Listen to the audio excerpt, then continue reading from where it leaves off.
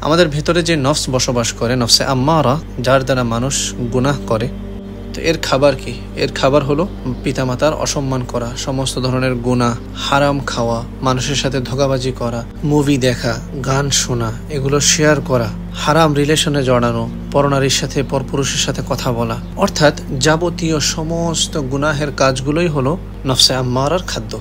আরেকটা হলো খাওয়া দাওয়া করা।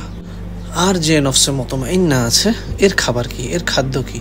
এর খাদ্য হলো 5 ওয়াক্ত নামাজ, তাহাজ্জুদের ইহতিমাম করা, মানুষের সাথে উত্তম ব্যবহার করা, পিতামাতার সাথে সৎ ব্যবহার করা, সময় অসময়ে কোরআন তেলাওয়াত করা, জিকির করা, অর্থাৎ আল্লাহ তাআলা খুশি হয় এমন সমস্ত কাজ করা। তো এখন থেকেই একটু একটু করে নফসকে কন্ট্রোল করার হিম্মত করুন এবং নফসে আম্মারাকে পরিশুদ্ধ করে নফসে মুতমাইন্না বানাতে হবে। ঠিক আছে না ইনশাআল্লাহ? জাযাকুমুল্লাহু খাইর। আসসালামু আলাইকুম ওয়া রাহমাতুল্লাহি ওয়া বারাকাতুহু।